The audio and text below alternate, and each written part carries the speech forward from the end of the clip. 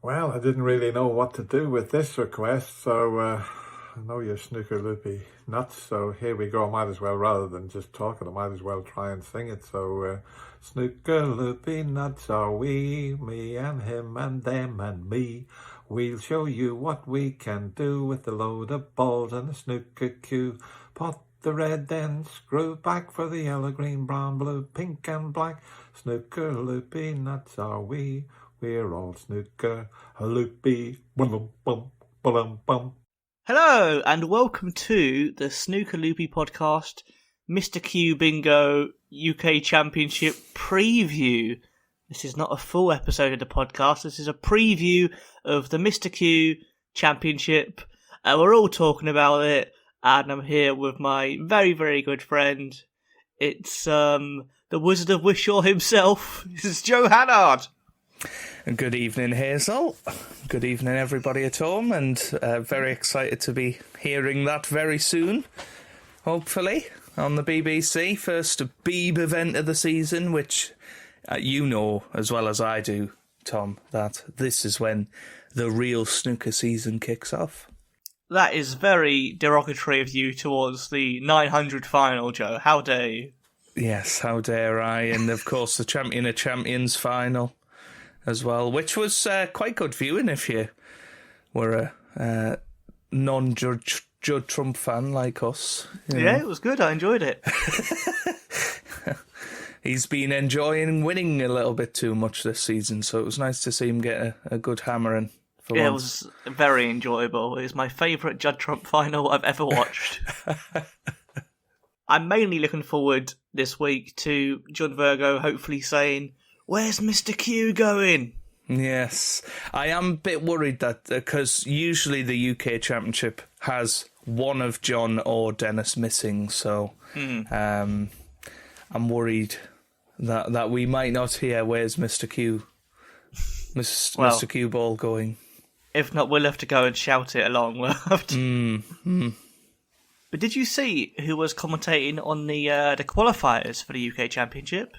It was the Lincolnshire sausage himself, wasn't it? Yeah, I couldn't believe it. I was like, he's got... All I'm saying is, since we mentioned him on the podcast, he's gone up in the world. Exactly.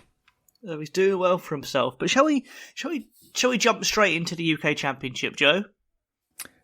Let's go, Mr. Q Bingo. Mr. Q Bingo. That's what as all the best fans of it call it, the Mr. Q Bingo. The Mr. Q Bingo Classic. So this will be it's going to be a slightly different, probably a fairly shorter episode of the podcast. It'll just be us talking through the UK Championship, who we think's going to go through the last 32s, and we might do it again during the last 16. I don't know. We'll see. We'll see how many people enjoy the podcast when we are not paying snooker players to sing songs. Well, by current evidence, Tom, I think more people enjoy the ones we don't do that with than what we do. But we'll keep pushing our agendas. I mean, we prefer it that way, so it's not going to stop. It's our only selling point. But the first match, Joe, and it's incredible, this match, because it's a repeat of last year's final. Mark Hannon against Ding. I mean, Ding's a very lucky boy to be there. Had to win a couple of matches in qualifying, I think, didn't he? And I think he had some a bit of a close shave. So yeah, he'll be quite happy to be there, I think. But the UK Championship always seems to bring out the best in Ding. I don't quite know what it is. Just certain tournaments suit certain players, and for some reason, maybe it's the York Barbican. I know he's based fairly close to York, obviously, in Sheffield. So maybe he's just quite comfortable there, and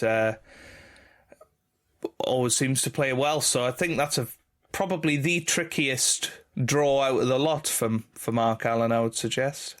Yeah, I mean, Ding is the one qualifier I think most players would want to avoid. Obviously, he's only just outside the top 16. He got to the final last year, and that makes this a very tough match to call, Joe. I think we should do our predictions, and we should also do that on the event prediction website. The event predictor, yes. After this, yes. But on form, you'd have to say Mark Allen. Probably, Ding's not had the best of seasons. I mean, he turned up in the wrong trousers to one event, so that about shows what's going on. But Joe, are you sponsored by Ardman today? Yes, he was more Wallace and Gromit than Ding Junhui, wasn't he? Well, you said in the qualifiers he had a close shave. I was like, what's going on? Yeah, good old Ding, eh? Yes, let's hope he won't be making a chicken run of Mark Allen, eh? No, I think Mark Allen should get through that personally. So yeah, I'm good. But it's best of 11. So if Ding gets off to a good start, it could well be his. I think it'll probably be one of the closer matches of the first round. Yeah, I would agree there. I think Mark Allen will probably just get through. I just fancy him. That we know for Ding it's a matter of loaf and death, but I think Mark Allen will just get through. So the next match is it's the were-rabbit himself, Tom Ford. No, it's I don't know why he's the were-rabbit. I just want to continue the Wallace and Gromit stuff, but it's Tom Ford. Well, as far as I know, he doesn't have a nickname. So does he not? Well, I can't think of what it is, unless he's the Fiesta Sausage. I mean, my first thought was the Tom Ford Escort, but maybe not. Yeah, maybe not for that one. No, I like Tom the Ford Fiesta Sausage, to be honest. I've just searched Tom Ford, and funnily enough, the snooker player doesn't come up. So, let's go into it. Here we go. Let's see. What's his nickname? He doesn't have one. Well, we can give him a new one. He does now. Well, he's against Noppon Sankham. Does Noppon have a nickname? Does not come... not off the top of my head. Other than Thai Sensation. Moo, apparently. Moo. What? I don't know who suggested that. Oh, wow. There you go, Moo. Okay, well, it's Noppon Moo Sangham. There we go. I'm backing Noppon to win that, actually. I think Tom Ford, obviously, his debut in the top 16. He's having a good couple of seasons. Got to the final a few weeks ago at the International Championship. But I just feel like Noppon is one of those players that if he comes through qualifying, he's having a good week. So, yeah, I fancy him to get through. And some of the top 16 are going to be knocked out, and unfortunately for the Fiesta Sausage, I think a lot of people are going to be selecting him to be one of the people to drop out. Yeah, well, I mean, based on the seedings, there's only 8 between them, so it's probably one of the closest matchups of any of the draws. And as you say, it is that thing where qualifiers, they've warmed up a bit. Do you know what I mean? Yeah, they're match fit. So I mean, I've also got to say, Tom Ford does have a good record at the UK Championship. He's reached the semi-finals a couple of times, I'm fairly sure. So again, maybe that home comfort, well, not home comfort, but comfort of the venue might bring him through that. I'm not sure. It's going to be close. It's toss of a coin, really, of who's going to win that. But I'm going to go Noppon. Well, I'll go Tom Ford just to mix it up a bit then. Mm-hmm. Next up, we have Mark Williams, or Sprog, yeah, as we discussed in one of our very early Crucible chats, against Fan Zhengyi. Is he called F1 or something? Is that his nickname? Or possibly. Or Fantastic, it might be, something like that. Fantastic, yeah. I mean, it's hard to look past Willow, isn't it? You say that, but Willow's not had the best of seasons. I think 12 months ago you'd be crazy to bet against Mark Williams, but I've not really seen much of him this year, so it's a tough one. I think had Mark Williams had somebody like Ding or even Noppon, then we might have been talking about this match in a different light. But, I mean, I'd like to see Williams win. It would be nice to see him have a nice run this week in a Triple Crown event, and he's always entertaining to watch, so... Always nice to see him have the runs. Yeah, well, yes, exactly. He's had that a few times in his career, hasn't he? Especially at Triple Crown events, it just happens, yes, you know.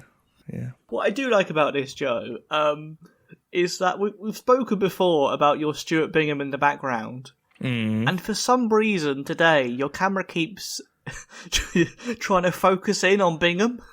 Oh, does it? He keeps coming in and out of focus. Maybe he keeps raising his eyebrows or something. Do you think it's because he's not qualified? He's like, you got to speak about me. Well, yeah. Well, that's the thing. Because he's not in York, he's actually sat here with me now. Oh, I see it. It makes a lot more sense now, really. Yeah.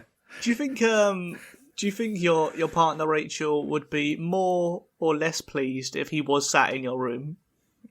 I think she'd be indifferent to that by now. I feel like nothing will surprise her anymore with what comes through the post. If a full-size Stuart Bingham comes through the post, then, you know...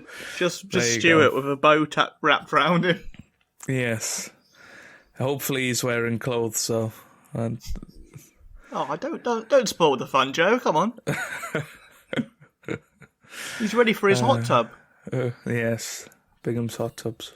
So, but yes, I'm going Mark Williams anyway. Yeah, I'm going Mark Williams as well. Then we've got Kyron Wilson against Jamie Clark, which, if you look just at the seedings, you'd have to say comfortably Kyron. But I don't think Jamie Clark, I think he's, he was decent at the Crucible a couple of years ago. He's not a bad player. He's a big game player, isn't he? I think Jamie Clark, a big game player. Kyron's got this weird glove thing going on this season, hasn't he? So, I mean, his form's not been good, which usually you don't say that for Kyron Wilson. He's a player that is very consistent, but this year he's been consistently bad. So it'll be an interesting one. I think it's actually a really funny UK Championship because I feel like most of the top 16 that have made it to the last 32 by default probably wouldn't have made it that far had they all been in from the last 128, which is exactly what happened a couple of years ago, and that's why we had these changes. So, yeah. But I just feel so many of the top 16 at the moment are out of form.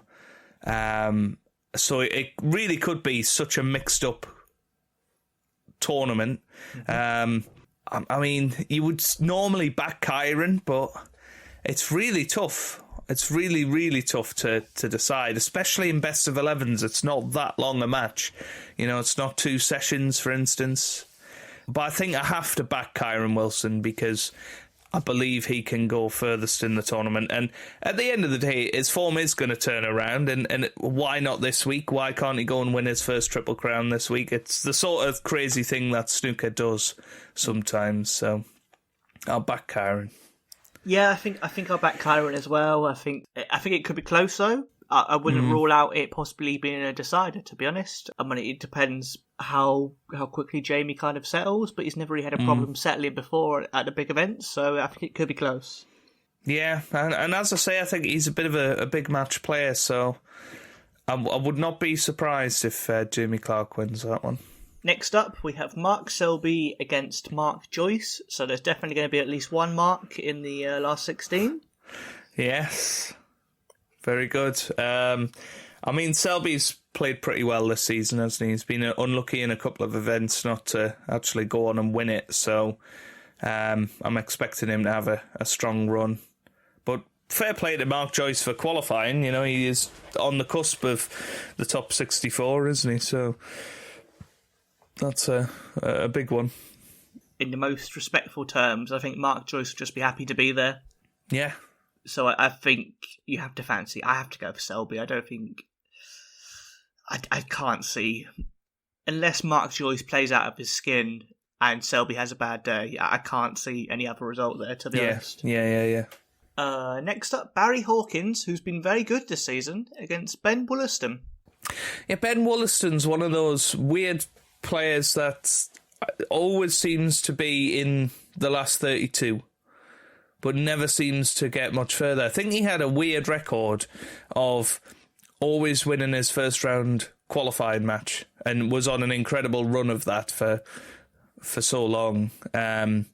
But yet he's still ranked in the sort of mid-40s in the world and has never been any higher than that. So he's a good player, but I always question whether he's got the mentality at the last 32 stage to beat the top players consistently. And as you say, Barry Hawkins, he's had a good season. I think he'll fancy his chances of winning the whole thing, to be quite honest with you. So I would imagine Barry Hawkins is going to be very up for it and will probably win quite comfortably. Yeah, I think I'm going to go for the Hawk as well. He's just been so good this season, and I think he really is a player who just seems to be, he's just found something the past season. Since the start of the season, he just seems to have, something has clicked, and I think when a player clicks, quite often they just managed to go deep in a number of tournaments in a row. So, and it's nice for Barry Hawkins because, of course, he was Mr. Crucible for such a long time, just getting to semi-finals and finals at the Crucible for so many years on the trot. But then he dropped out of the top 16 a couple of seasons ago. So good to see him back, and I think he is, a top 10 player in the world. So definitely deserves to be where he is at the minute. Speaking of someone who their mentality in big games could come into question, the next match is Jack Lisowski against Jamie Jones. Yes. Jamie Jones, of course, he can beat anybody on his day. Haven't seen him too much this season, but interesting to see him qualify. Jack Lisowski, obviously, has had multiple chances this season where he's been the favourite left in to win the tournament and always seems to come up short. However, he is somebody with a good UK Championship record. He is somebody that will win an event at some point soon. Could it be the UK Championship? My eyes are going to the match below it and thinking if Judd Trump gets through, then it's Judd versus Jack. And he just seems to crumble against Judd all the time. So does he look at that draw and think, oh, well, I'm not going to win anyway? But it's one of the... I think this is actually one that could go either way, personally. I'm going to say I think this could be an upset. I think Jamie Jones might win this just because, Jack is the most probably hot and cold player on the circuit for me, like in terms of I've no idea what Jack Lisowski's going to turn up. So I just think Jamie Jones, he's won a few games this week. He's on the up, he's only been back on tour about 2 or 3 years, I think, and he's rising up the rankings. He probably should be higher than he is, and maybe this could be an event where he goes a bit deep and does a good job. So I think Jamie Jones. Okay, I'll go Jack Lisowski. Oh, okay, and the next match that you teased us about, Joe, was, of course, the ace in the pack, Judd Trump against Pang Jung-soo. If this match was played 6 months ago, I think there'd only be one winner, and it wouldn't be Judd. Pang had a very, very good end to last season. Obviously, took Ronnie to a decider in the World Championship. Well, no, I don't think it was a decider, actually, but it was fairly close. I think it was 10-7 or something like that. But Judd Trump has been player of the season so far. He's been playing incredibly well. Obviously got to the final of the Champion of Champions last week. But I just have a real sneaking feeling that Pang is going to pull off an upset here. I don't know why, but I'm going to go Pang. I do know why, Joe. It's because you don't like Judd Trump. Are you saying it's wishful thinking, Tom? I'm just saying that I'm going to go for Judd Trump, so I'll be happy either way. Either you beat me or Judd Trump goes home. Yes, exactly. So there we go. Which are the only two things you care about in life. Yep. which is the cause of many issues between me and my girlfriend. But there we go. There you go. I mean, next, Joe, it's the big man himself, Ronnie O'Sullivan, against Anthony McGill, which is a tough draw, I would say. McGill did beat him in the Crucible a few years ago. The thing for Ronnie, I think this is the toughest draw he could have had. Mainly because I think every other player in the draw, on the qualifier side, would be intimidated by playing Ronnie, I think, especially after the last week. And it's all been Ronnie O'Sullivan this, Ronnie O'Sullivan that. But Anthony McGill won't care. It's such a tough one. But I think deep down, I know that Anthony McGill is probably slight favourite for this match, dare I say it. Oh my word. Joe's fans won't believe he's saying this. Do you think that? It just... You look at that match and it screams Ronnie O'Sullivan losing. I don't know. Or that's if he even plays. You know, at the moment it's impossible to know whether Ronnie's going to play. It's one of those things. He's either going to go out to Anthony McGill or he'll win the whole thing because of the whole Ronnie mania at the moment. It's just the sort of thing he does. But the only thing I will say is that Anthony McGill is experimenting with a weird cue at the moment, and he's wearing a glove as well. So my head says Anthony McGill, but of course my heart says Ronnie. So what are you picking then? Which one are you going with?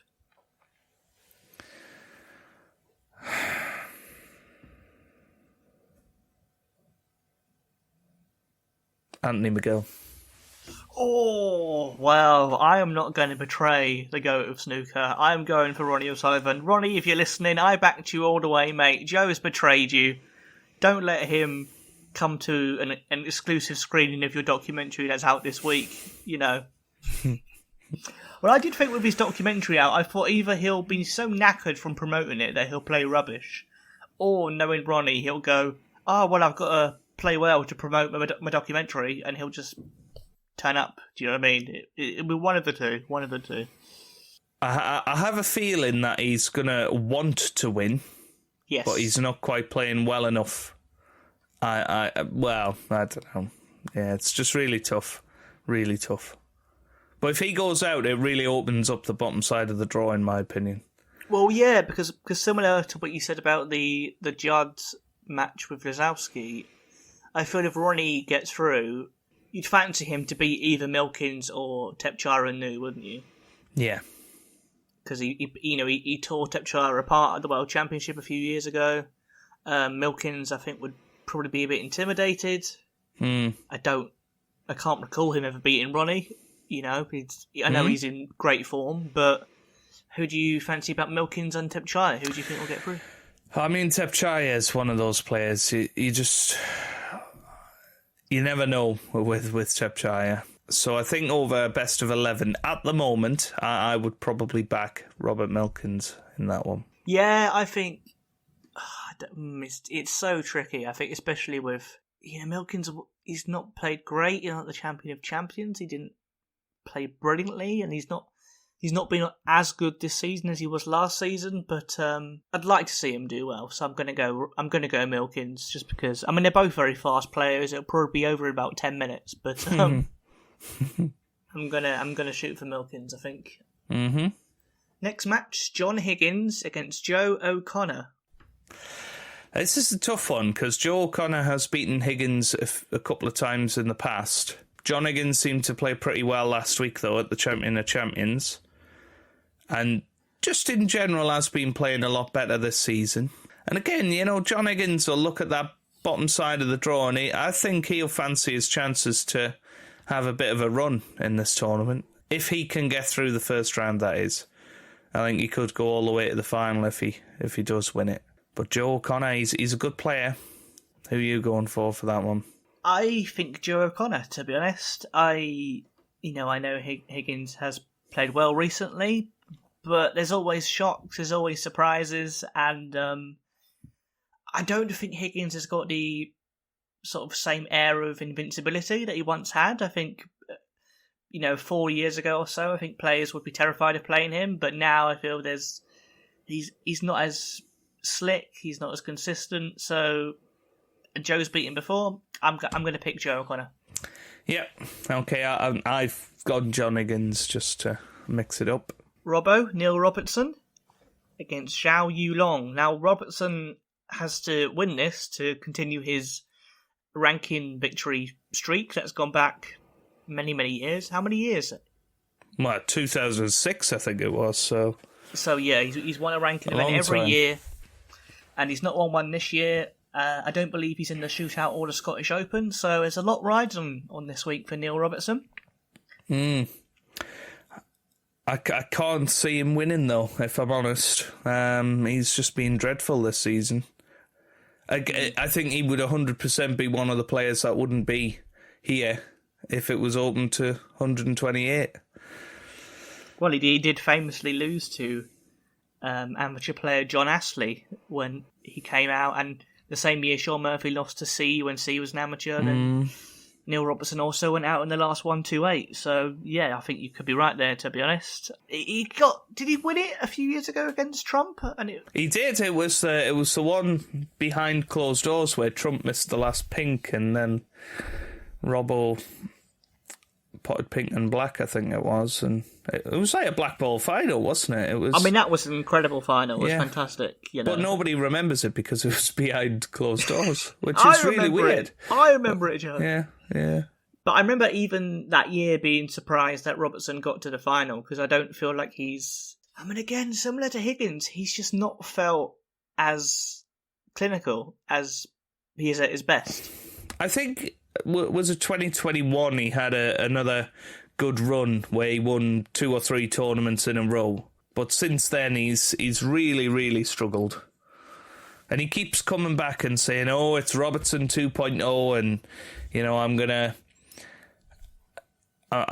to do better at the Crucible this year. I'm doing different things. He's just one of these players that seems to just come up with not so much excuses, but new me, new tournament, new me attitude all the time. And I think, I have no doubt that I will be back at some point, and it might be this tournament. It might be 2 or 3 years down the line, but I think Zhao Yulong is a very, very solid player, and I would fancy him to come through that one, actually. Yeah, I think I'm leaning towards Zhao as well, to be honest, just because I just don't think Robertson's got the same confidence. I think he'll put a lot of pressure on himself to win because he wants to keep the record going, but might actually be the best thing for his brain not to win and just take a few weeks off, come back refreshed, have a crack at the Masters. So I fancy Zhao Yulong for that. Only 4 matches left. So next one, Sean Murphy against Hossein Vafai. Now, will Sean's new trick of having 4 Qs a match lead him to victory, do you think, Joe? I think Sean Murphy is due a big Triple Crown tournament at some point. And I think similar to John Higgins, the way he'd look at this side of the draw, I think Sean Murphy can look at it and fancy his chances a little bit. He's played reasonably well for a decent amount of time now. Hossein, again, is a bit of a hot and cold player, isn't he? A little bit like Jack Lazowski, so you never know what you're going to get with Hossein. He certainly won't be intimidated by Sean Murphy, but I would expect Sean Murphy to come through. But he's one of them players that could quite easily lose 6-1 as well. So, but I'm going to back the magician, the magic sausage. I'm glad you're back in the magic sausage. I mean, Hossein's a very, very good player, but he's one, I think he's good enough to be in the top 16, but he's not there at the moment, and that's for a reason. I think he's not quite got the consistency to, get deep in all the big tournaments, which is what you need to do to be in the top 16. So I think I'm going to probably rank Sean Murphy as well. So we'll both be rooting for the Magician in that match. Go on, Sean. To be fair, though, it's dependent on whether he's commentating on himself or not. To be fair. Yeah, that's very true, yeah. He might be running to the commentary box and back. With his 4 Qs, he might end up leaving a Q in the commentary box or sticking one through Dennis's eye or something, Yeah, not sure, but I'd love to see Sean Murphy go and win the whole thing. I think he'd prove a lot of people wrong. I want him to win a tournament that he's commentating on. I really want him to prove everybody wrong with that. So, and Sean Murphy has won the MrQ Bingo UK Championship. They'll have to mic him up in the final. So he'll be commentating as he's playing, yeah? Yeah. Oh, he's going for a tricky little one here. Oh, that's careless. That's a really poor shot. I'd pay so much good money to see him do that. I'd want him to win every tournament. Let's be honest, Tom. You'll pay at least 60 quid for Michaela Tab to say hello to you, so, Hey, I've not done that yet. I've not found her on any of those websites. I think you're looking at the wrong type of websites, Tom. I just typed in 900 and all sorts of images came up. It was... Yes. Anyway, moving swiftly on, Ali Carter versus Matt Selt. Now, how on earth Matt Selt is still qualifying for, I don't mean this in a he's a terrible player way, but I always see Matt Selt qualifying for last 32 of tournaments, but then never, a bit like who were we talking about before? Wollaston, yes. Before, he's very consistent, but just doesn't seem to push on. Ali Carter's been playing very well the last couple of seasons, but it could go either way. If Matt Selt plays his best, I would probably back Matt Selt, but I'm going to go Ali Carter for that one. Well, I think Ali Carter's the more informed player. I think he's played much better. He's actually looked really good this season, and he was good at the end of last season. Mm. But I just think Matt's going to be ready Celted. Do you know what I mean? Think... You think ready Celted is going to beat Captain Sausage? I think so, yeah. I just think it's just going to be one of the results we don't see coming. I just fancy Ready Celted to surprise everyone there. Fair enough. Next match is Zhang Anda, first time as a seed at the UK Championships, against Elliot Slesser, who is most famous for beating Joe when Joe was about 14 and Elliot Slesser was 16. And Joe quit snooker for about a decade. I was 12. How old was Elliot Slesser? 16, I think. That's basically bullying. Anyway. Yeah. Well, let's be honest, right? Do we really believe Zhang Anda would have qualified for this event had he not won the International Championship? It would depend on his draw. I wouldn't. Would I fancy him to beat Craig Steadman on Judgment Day? Yeah. Would I fancy him to beat Anthony McGill or Joe O'Connor? Possibly not. So, I get what you're saying. However, he's if Zhang had ended up with McGill, Joe O'Connor, Zhao Yulong, Hossein Vafai, Unnu, if he'd ended up with some of these players to play against, you'd be saying, well, he's second favourite. But he's playing Elliot Slesser, who is on the cusp of the 64. On his day, can beat anybody. I don't doubt that. As shown when he beat you, Joe. As shown when he beats me, and, not many people have beaten me in the past. But I feel like Zhang Anda has had a very solid season so far. Obviously got to the final of the English Open, beaten Ronnie a couple of times. But I think Elliot will fancy his chances. You know what? I never thought I'd say this, but I'm going to back Elliot Slesser. I am in shock. I am in absolute shock. What's wrong with me? I've gone against Ronnie and I've backed Elliot Slesser today. The only one I didn't back was Trump.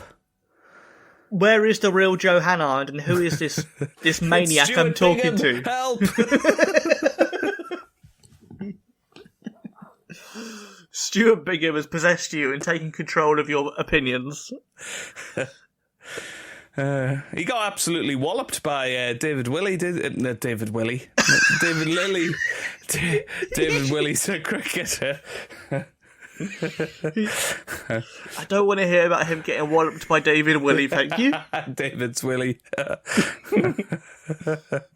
Yes, yeah. Anyway. I mean, I watched bits of the Elliot Slesser David Lilly match on Judgment Day. I don't feel like it was a classic, so I don't necessarily think Elliot Slesser's in blinding form. It was very much a nervy battle of the time between the two. So I'm going to go Zhang Anda. You're sensible. I don't know what's happened to Joe, but thank God he's not put money on this. No, I haven't actually. Anyway, last match, world champion, I still can't believe this, world champion Luca Brissell playing Yuan Xijun. And, Luca Brissell, I think he's going to want to prove people wrong. That's one thing I can say about him. He's got a decent record at the UK Championship, got to the final a couple of years ago when he played Xin Tong. I don't know. Do I expect him to win? I don't know for certain whether he will. There's certain matches where I think, wow, you would be shocked if they lost. But with Luca Brissell, he could lose 6-0 and I wouldn't be surprised. He was dreadful in the Champion of Champions, and I did feel like, similar to this event, I was like, oh, he will have, got himself up for it. He would have practiced. He'll want to prove himself again. But I don't know. Maybe there's a bit of a Nico Rosberg about him. He feels like he's won it, so he doesn't have to do anything again. Do you know what I mean? Like, yes. He's got that kind of vibe. So maybe he's just gonna, happily sit at number 2 in the rankings for a bit until he doesn't anymore. You know what? I think Yuan Xijun is gonna win that. I think that's gonna be the talking point. They'll build it up to be like, oh, the world champion returns and this, that, and the other, and then he'll just disappoint. Yeah, I can see that happening. I mean, I'm gonna also go for Yuan Xijun just because I know he would have practiced and prepared. And you never know with Luca. Just to let you know, Tom, about the bottom end of my draw, because I've backed some strange players in this one. We have got McGill, Milkins, John Higgins, Zhao Yulong, Sean Murphy, Ali Carter, Elliot Slesser and Yuan Xijun. One of them are going to make the final, according to me.